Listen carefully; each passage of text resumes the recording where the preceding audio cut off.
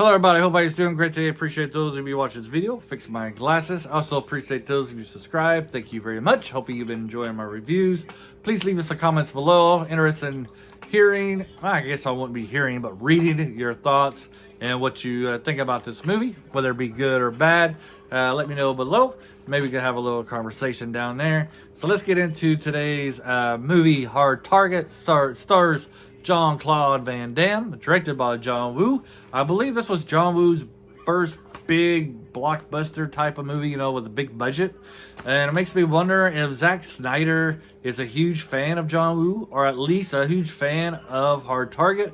The reason I say that is because if you've seen Zack Snyder's recent movies, Rebel Moon, that so far, I guess it's going to be a trilogy. And in those movies, he uses like a ton of slow motion, like there's slow motion all over the place. And in this movie, Hard Target, John Woo uses a lot of slow motion. I mean, there is about every 5 minutes, there's a scene where somebody's doing something in slow motion. And so you get a ton of it. It doesn't really take away the movie too much. But I think he tries to use it for like the cool scenes, this would look cool if he's doing this in slow motion. If he does this punch in slow motion, it'd be cool. If he lights a cigarette in slow motion, that would be cool. If he pulls the trigger slow motion, that'd be cool. It kind of like, I guess that's why he's doing it. I guess that's why people use slow motion. I take it, but it is very overdone in this movie. Of course, it's also a very violent movie. I guess I did a little bit of readings on this movie. I I know it probably doesn't really look like it. I do a little bit of research when I do these reviews. I guess this movie was originally an NC-17 for its violence. It was very violent, and they had to cut out a bunch of scenes to get it down to a rated R. And I guess it is very violent, even today. I don't know.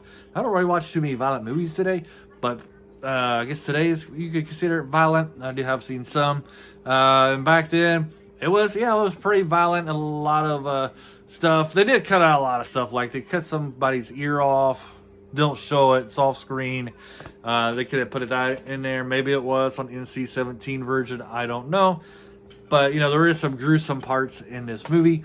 I will say one of the things I find funny about it is when Jean-Claude Van Damme punches out a snake. I had a little giggle, little laugh on that one. So, having said that, this is very much a man movie, If you're a man, you love action, Hard Target is for you. For 3 minutes in here, I haven't really told you what the movie is about. Just jumped right into Jean-Claude Van Damme. What this movie is about the villain. He kind of has this organization or a club, I don't know, whatever, organization / club, where if you're rich and, you're getting tired of cutting bears and tigers, you can hunt war vets in this one. So you pay him some money, he'll find you a war veteran that's a bum, and you could go around chasing him and shooting him up, trying to hunt him down. If the war vet gets to a certain location, he gets a certain amount of cash. So this movie does have a kind of like a plot or a message. Let's say a message here about the way that our military veterans are being treated. You got a lot of them who are homeless, who are struggling. A lot of times it's because of their what they did, their battle fatigue. I guess you could say battle fatigue. That's like an old term, right? But their PTSD from when they were in the military and the battles they might have had. It could cause them not to be able to hold jobs and do things like that. This one, we see that is one of the storylines, is that, get this military guy, and we got a lot of military guys. They're homeless, don't have nowhere to go. Our military vet in this one, at the very beginning of the movie, he has a daughter who is very loving, and she wants to help her father out. So you also got kind of like that pride, that male pride, that they don't a lot of times men, including myself, even though we need help, we're too prideful to ask for help, to search help out. We want to try to solve all our problems on our own. And so for our vet here, at the veteran at the beginning of the movie, he's kind of like in that situation. He lost his job, he's homeless, He doesn't stay in contact with his daughter because I guess he doesn't want to let her know that he's hitting some hard times. He accepts his job, or I guess it's a job, right? I don't know. Accepts this contract where he's trying to run away from somebody who's trying to kill him.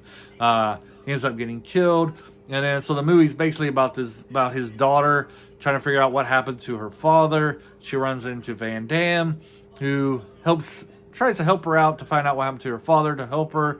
Ends up finding out, gets caught up in this game, and if you want somebody for revenge, a good revenge movie, Van Damme has some excellent revenge movies. I mean, I would say I'm gonna name Van Damme king of revenge movies. All right, because he's in a lot of them, and they're all really well done.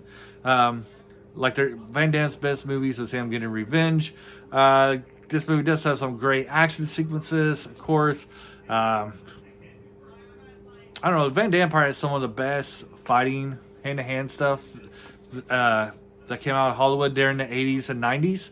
Right up there with Jackie Chan. I still think Jackie Chan's the best when it comes to like the karate stuff in my time period. Bruce Lee is probably, the 70s, but 80s and 90s, 2000s, Jackie Chan, maybe even today, even though he's like 80 years old, Jackie Chan is the best. I will put Van Damme like right next to it.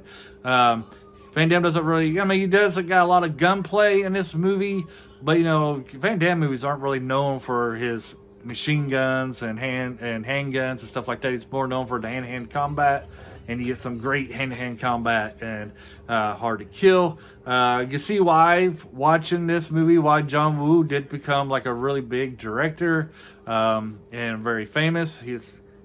Despite the slow motion that is in this and it's overdone, I think it was a great first movie for him. Made a lot of money. I guess the relationship between Van Damme and John Woo wasn't the best. They were the studio wanted them to make another movie together, but they didn't make one because, like I said, their relationship wasn't the best relationship. So that never materialized. It would have been interesting if these two would have had a great relationship together. What the next one would have been like. See, what else do I want to talk about on Hard to Kill? Looking over here. So it does have its flaws. One of the biggest flaws while you're watching this is that it's done in like I believe it's New Orleans, but it's in a populated area.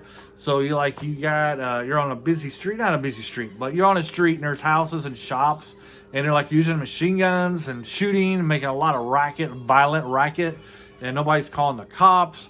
I think they try to use the excuse that the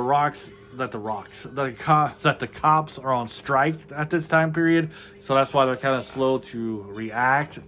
But still, you would think there would be some police force that they could call to help out, But like I said, they used it just so they could do, have a shoot up thing going on, and you have to kind of overlook it. You only have like one good detective. She's a woman who doesn't go on strike, and she's trying to help Van Damme out. So you do kind of got like if you're looking for a strong female character, you do got that in the police detective woman. Unfortunately, spoiler alert, she bites the dust.